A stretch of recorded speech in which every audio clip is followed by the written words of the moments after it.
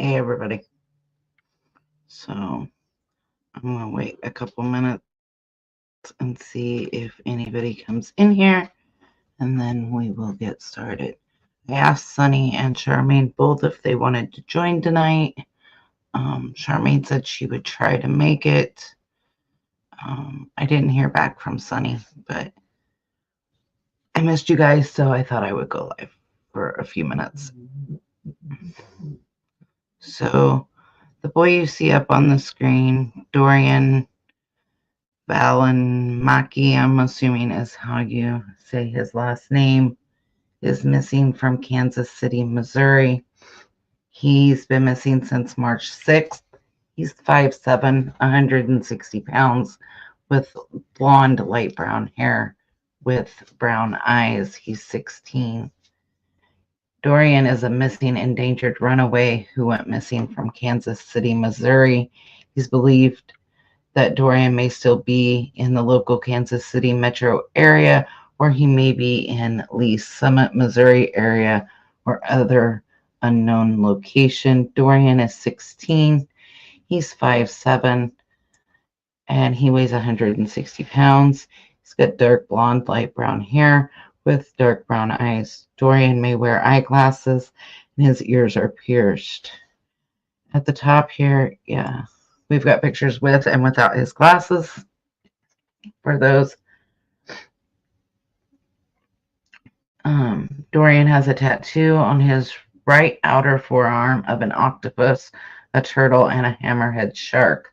The shark was recently added, and they're surrounded by hexagon, which resembles looking through bubbles. It is all black. There's the tattoos. He was last seen wearing a camo hoodie, black pants, and a black backpack. If you have any information regarding Dorian's disappearance, or you know of his whereabouts, please call the Kansas City, Missouri Police Department Missing Persons Unit at 816-234-5043 or 816-234-5111, or I'm going to assume this is the Missouri State Highway Patrol at 573-526-6178 or 866-362-6422. The case number is 250-13401.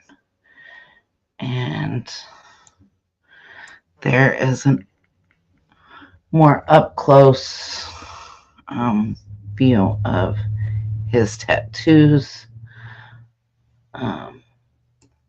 I think they said his right arm. Yes, his right outer forearm.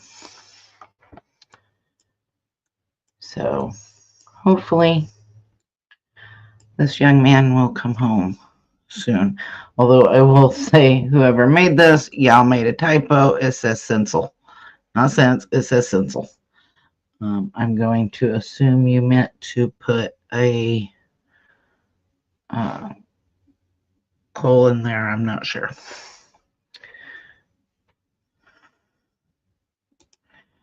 So there was a video about Sebastian that came out, and it's not it's the Texas Roadhouse footage.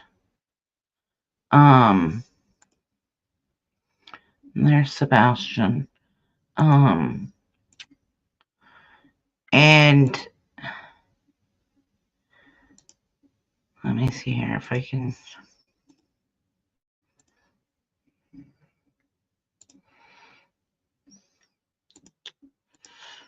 Let's see, add that to the right spot here.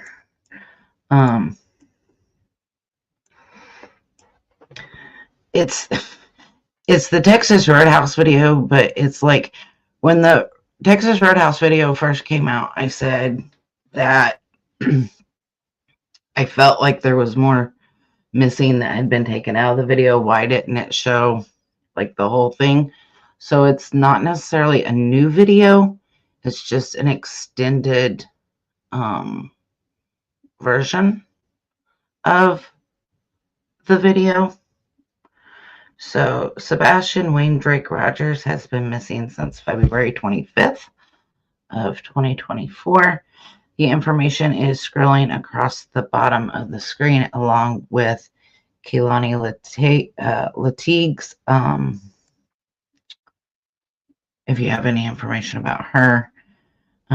Sebastian's 5'5", 120 pounds with blonde or brown hair and brown or hazel eyes, which doesn't make sense to me because I have brown eyes and I know people with hazel eyes, and those are two different eye colors. And I don't know that eyes actually switch color like that, but hey, whatever. So as we all know, Sebastian was last proof of life was at the Texas Roadhouse, and he was eating with Katie Proudfoot. We've all seen it. So I'm going to show you the new, well, I don't want to say new, the updated version of the video that Dog put out.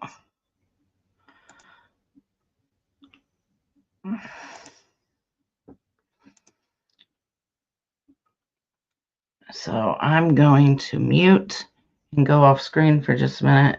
This video I'm going to go ahead and play in its entirety, and then we will talk about what I see and what I think with this video. So let me... 2024 at a Texas roadhouse in Tennessee, Sebastian Wayne Drake Rogers, full of promise, sits with his mother, Katie Proudfoot. This is the last time he'd catch him on camera. At 6:11 p.m., Sebastian heads to the restroom. Notice his walk, hands tucked in his pockets.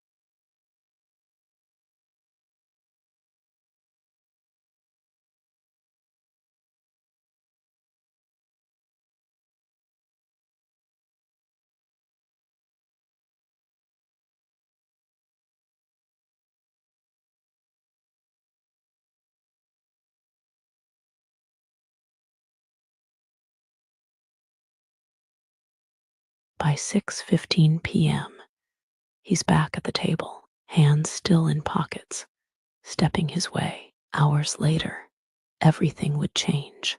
That night, Sebastian vanished from his small Tennessee town.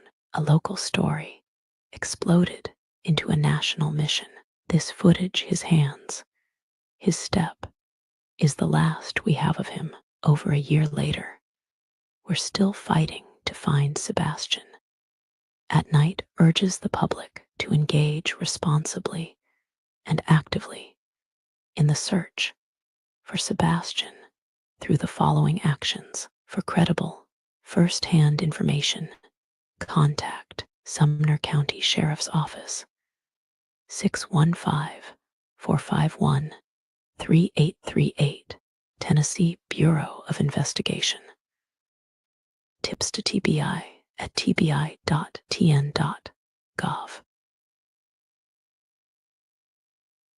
Tips.fbi.gov. Reach out to At Night and Dog the Bounty Hunter directly at 844-922-3236. Call or text, or via email at mostwanted@manhunts.one. At Night emphasizes that only first-hand, credible information should be reported to law enforcement to prevent overwhelming their lines and depleting their resources. The public is urged to refrain from submitting second-hand theories, social media speculation, or fragmented analysis, as these can hinder investigative efforts.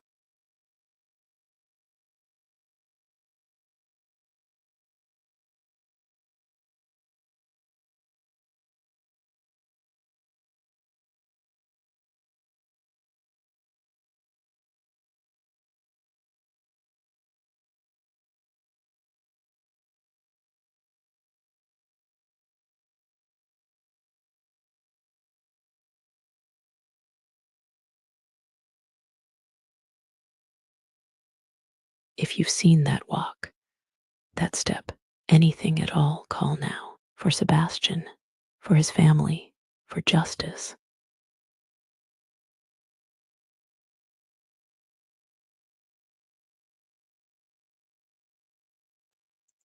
So, something I noticed in this, and let me see if I can go back just a little bit here. So, I thought it was weird when the video first came out that Katie Proudfoot kept like looking off. Okay, so I want to go here. So, to me, like, my son's autistic, and he will walk with his hands in his pockets just like this. And like, when Sebastian's walking, notice as he walks past the waitress how he intentionally like avoids accidentally knocking into him. At 6:11 p.m., Sebastian heads to the restroom. Notice his walk, hands tucked in his pockets. And okay, so Katie is, I thought at first when I first seen it, I thought she was watching him to see where he went, right? But let me see if I can. Sorry, I'm not as good at this as Sunny is, guys. Okay, so Sebastian is here. Okay, Sebastian is here, right? And I thought Katie was watching to see where he went, but she's not looking towards him. She's looking this way. So she's looking towards the restrooms. Whereas I thought she was watching Sebastian. And then she continues to watching and then puts everything down.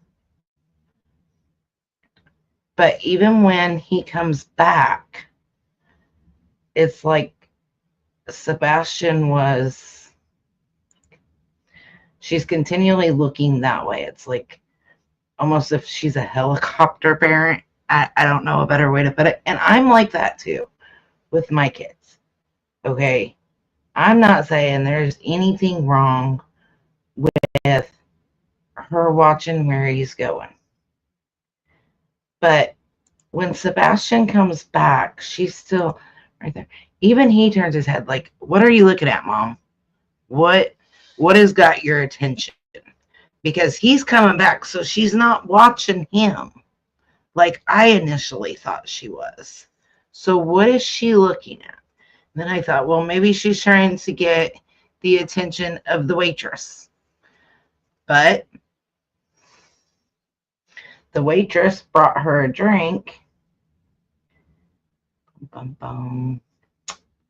And right here, the waitress brings her a drink and she's still looking away. So she turns and says thank you. Or I'm assuming she says thank you anyway. So it's not like she was looking for the waitress, in my opinion, when he comes back. So she's still looking towards the bathroom, which I don't know. Strikes me as weird. It just, the whole incident strikes me as odd. And Sebastian having his hands in his pockets, like I said, my son's autistic, so he does that too. So I don't find that weird. But if you notice his hands when he sits down, let's go back. There's a flashlight, supposedly, they can't find. So is that what he's fidgeting with in his pocket? Or did he have a cell phone? You guys tell me. I'm going to play this out. Just watch his hands. It's as if he's repositioning something and making sure it's tucked in his pocket right there before he takes his hand out. So if he took the flashlight with him, then, and that's what's in his pocket, and this is just assumptions at this point because we don't know, what was in his pocket at Texas Roadhouse? Because he was fidgeting with something. But we're over a year now, and Sebastian just needs to be found and brought home. And so does this video shine light on it? No, not really. But it does show more of the interaction with Katie that night. So he sits down, he just kind of repositions everything like he's done with his food. And he's just kind of going to sit there and talk to Katie until she's done. He's looking at these little thingies on the table. They have games and stuff on them. And they have where you can pay the bill and all that. I'm sure everybody knows that. Did he play a game and we haven't seen that video yet? Was he looking at the bill? Something on that little tabletop screen has his attention, in my opinion, because he's like focusing on it. But Katie is still almost looking through him, which I don't understand the way she acted in the video. I don't understand the way she's acted since he's gone missing. It just all strikes me as weird. Because he stares at it for a minute. And then he kind of looks at her and then looks back at it. And she just steady is looking around. Like she is not looking at him. And then when she does, she kind of cocks her head there. Let me go back just a little bit.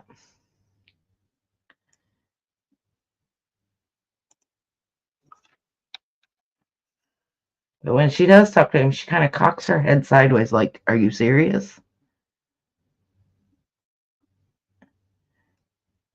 So they're talking about something.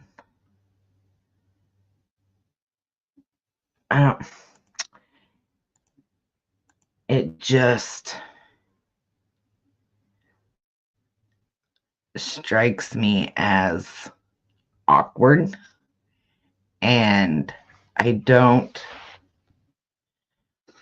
know that this necessarily helps find him in any way, shape, or form, except to highlight the awkward interaction between them. But again, why is Katie looking off? Why? That bugs me. And I don't know why that bugs me, but it does. She's not looking at him. She's not talking to him. She's not spending time with him. She's looking off. She's looking past him, almost as if she's looking through him at points. What has her attention, or whatever, however you want to say it, besides Sebastian, which is who should have her attention, right? Like Sebastian is who should have her attention. Sebastian is who she should be focusing on. And I feel like she's focusing on everything besides that, besides Sebastian. So I don't know. I just wish that if Sebastian had walked away on his own, I feel like we would have found him by now, somebody. Um, there would have been a sighting, there would have been a clue, there would have been something, and there's not. So I don't know. I don't believe, in my opinion, that Sebastian walked away on his own. I feel like, in my opinion, that something happened that night. Um, whether it was an accident, whether he was purposely handed off, whether somebody lured him out. But again, I feel like if somebody would have lured him out, that again, there would be a sighting on a camera or something. But we don't have anything that shows us that he left. Like, he's not on camera leaving. And I know that they released the 12/17, I think it was, video where the guy's walking the dog and they're saying that's Sebastian. But like, law enforcement has said they've had that footage. They've looked at that footage. They've looked at the flashlight video or the trash truck video or whatever you want to call it. And that there's nothing. It's of no evidentiary value. It doesn't have any bearing on the case. So where does that leave us? We know Sebastian arrived home, according to supposedly the dash cam footage. Supposedly, he's the one who took out the trash, but Seth said that he couldn't make out whether or not it was Sebastian. You could see somebody take out the trash, but he couldn't make out that it was Sebastian, which I would think, if Sebastian and Katie are the only two home, build wise, like body wise, there's a big difference between Katie and Sebastian. One is skinny, she's not fat, but she's not skinny like Sebastian is, right? So build wise, if there's somebody on footage that's taking out the trash and that person is skinnier, 5'5", so I'm 5'3", so he's a couple inches taller than me, so I'm gonna say tall-ish for somebody his age, and skinny, then Katie Proudfoot being a little bit shorter and chunkier, you're going to be able to tell, okay, well, that's not the build of Sebastian, that's the build of Katie. So I know Seth said he couldn't make out that it was Sebastian, but who else would it have been? It would have been one of the two, right? So like I said, if it's skinny, then it's got to be Sebastian, right? Like, I don't know. This case has got me stumped. I don't quite know what to think, honestly.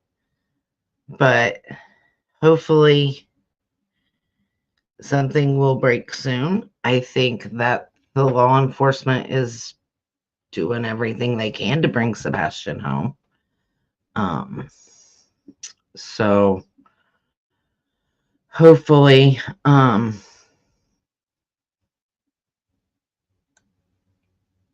they will find him soon.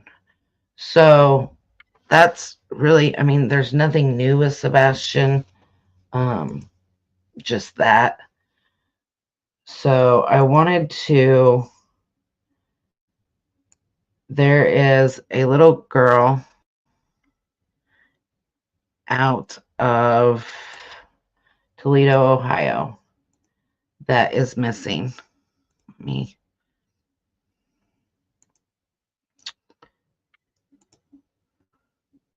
Mm.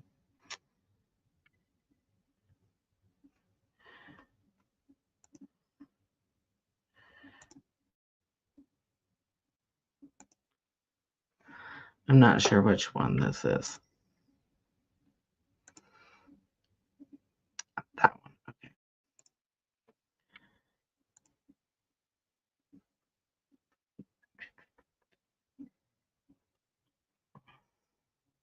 So I'm gonna go off screen and mute. This is a 1 minute and 41 second video that I'm gonna play, and then we will talk about it.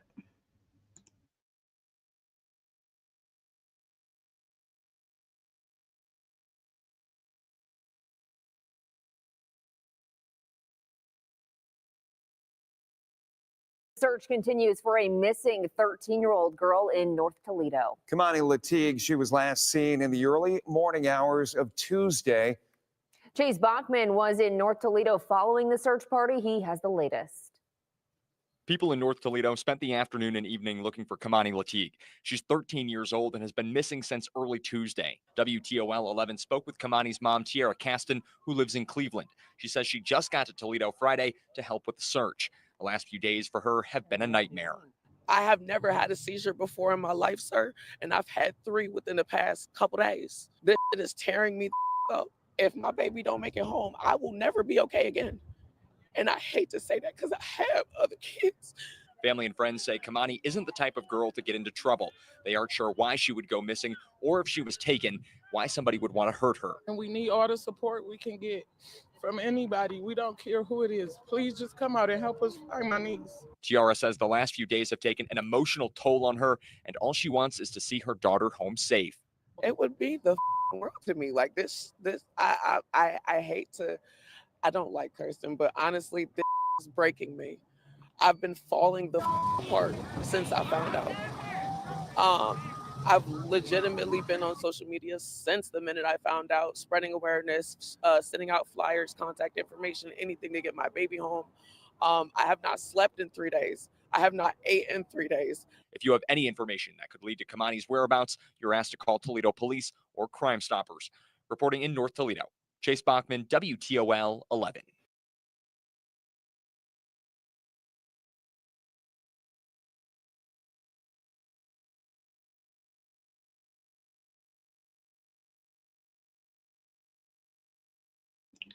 So this girl, she's just a little thing, honestly. She's 13, and I'm going to hopefully, if I can figure this out here.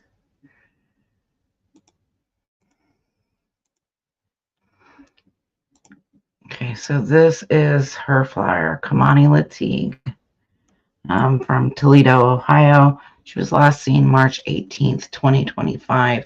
She's 13, standing 5'6". She is a tall girl and weighs 120 pounds.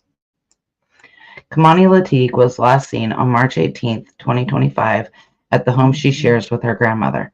Her grandmother found the house in complete disarray. The front door was unlocked, the smell of gas from the stove, and Keimani's glasses, which she cannot see without. Her glasses and her underclothes were by the couch in the front room, I'm assuming the front room, and her pajamas were on the dining room floor. Keimani's father said he saw her late Sunday night after she called him and said she was afraid to be home alone because it seemed like somebody was trying to break into the house. Keimani has not been seen since. If you have any information as to her whereabouts, call the Toledo Police Department at 419-255-1111. So,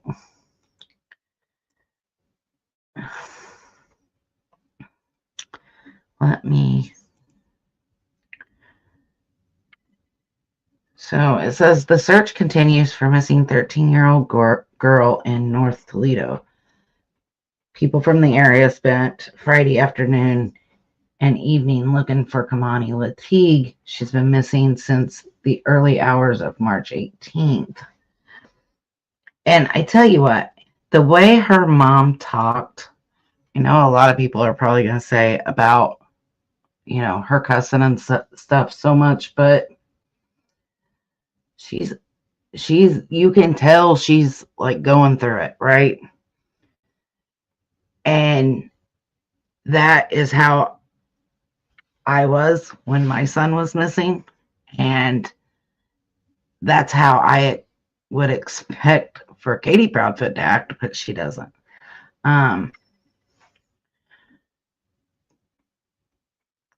not one to get in trouble.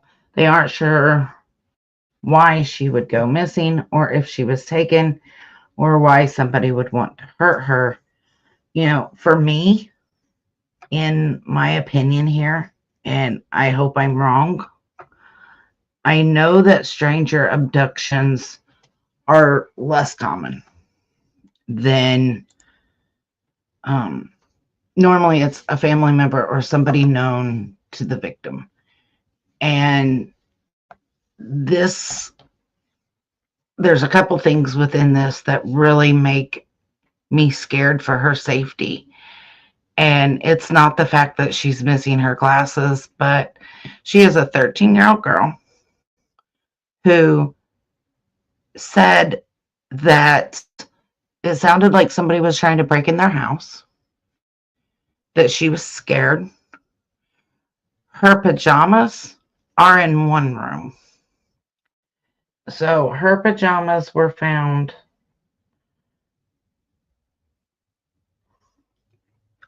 I want to say it was in the dining room. And her undergarments, so her bra and underwear, or just her bra or just her underwear, I don't know which one, was found by the couch. And I don't know. I know I wouldn't have when I was 13. But I don't know a 13-year-old that would call their dad and say they're scared. And say they're scared that it sounds like somebody's breaking in the house and yet walk around the house presumably naked, right? Because her pajamas, again, are in one room and her undergarments are in another. So that doesn't make any sense to me. To me, it seems that this would be more of a stranger abduction for SA purposes, right? She's not going to go out willingly, right? So did she get scared and change her clothes, right? Is that a possibility? I mean, I guess it could be, yeah. And she got dressed. Could that be why she left the clothes the way she did? But again, it doesn't really make a lot of sense if the house is in a disarray. And if she thought somebody was trying to break in the house, she would have locked the doors, right? So the door's unlocked. So her underclothes were by the couch. Her pajamas were in the dining room. But the door was unlocked. Again, if you think somebody's breaking in your house, you're not going to leave doors unlocked. You're going to make sure doors are locked.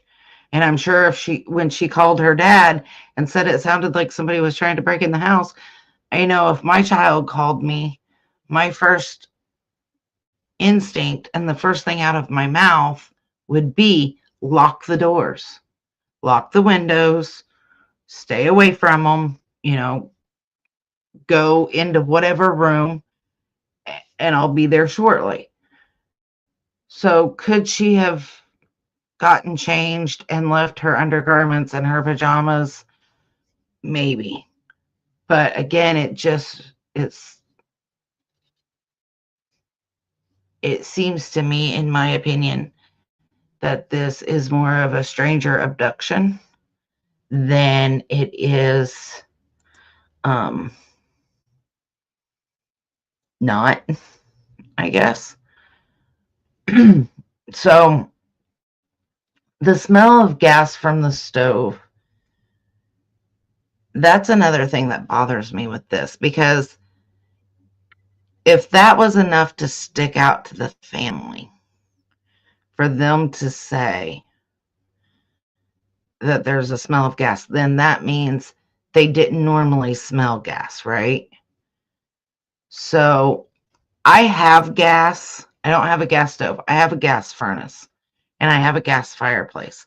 So maybe somebody that has a gas stove can tell me, but is there a way that somebody could have messed with something outside that would have made the inside smell like gas, therefore driving her out of the home, right? Making it easier to abduct her. I don't know. Maybe that's a possibility. I don't know, because I don't have a gas stove, but to me it seems like, she didn't mention, right, on the phone call. The dad didn't say, well, she said that the house smelt or anything like that. And so if the house smelt like gas, she would have smelt it, right? She said that it sounded like somebody was trying to break in. And she's just a kid. Like she's 13. She's not, she's not 16. She's not, of an older age. She's at that age where if somebody wanted to abduct her for nefarious things, she's at that age, right? So I hope that the police department is or has a way to look at the dark web, look and see if she's being trafficked, possibly. Is that a possibility? But the house being in disarray, if the family is saying the house was in disarray, that means it wasn't normally. So were there things knocked over? Was there signs of a struggle? It doesn't say, but hopefully this pretty little girl will just be found soon. I heard about it the other day and I was gonna go live and I thought, no, she'll turn up. She'll be back soon. And she's still not. So I just wanted to get her face and name out there, and I wanted to touch on the video about Sebastian. I'm not 100% yet. Still having issues with my breathing and my heart, so we're trying to get all that figured out. But I wanted to go live and talk about this. I had hoped that Sunny or Shar could come on and tell me what they think about it, because this, to me, really feels like Keimani Latigue was taken for a nefarious reason. Trafficked, I guess, is a way to say it. I'm not sure how to say that YouTube friendly. And I hope I'm wrong. Hopefully she's just at a friend's house and she got a phone call and decided to get dressed, left her clothes on the floor, and went to a friend's house, and possibly, oh shoot, I didn't tell anybody where I was going. I wasn't supposed to leave. Now she's scared to come home. She doesn't want to be in trouble. Hopefully it's more along those lines than a stranger abduction for nefarious reasons.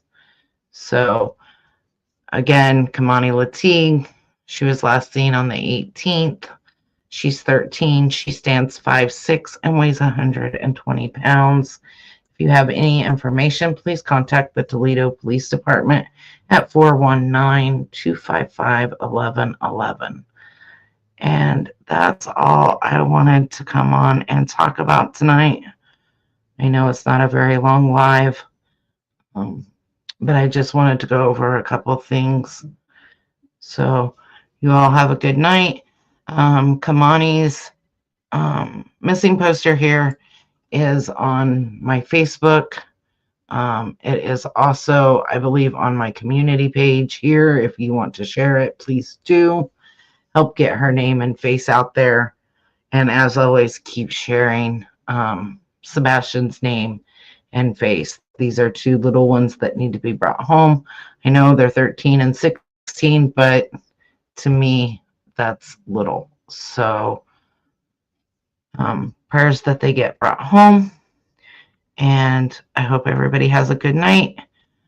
And I'll talk to you later.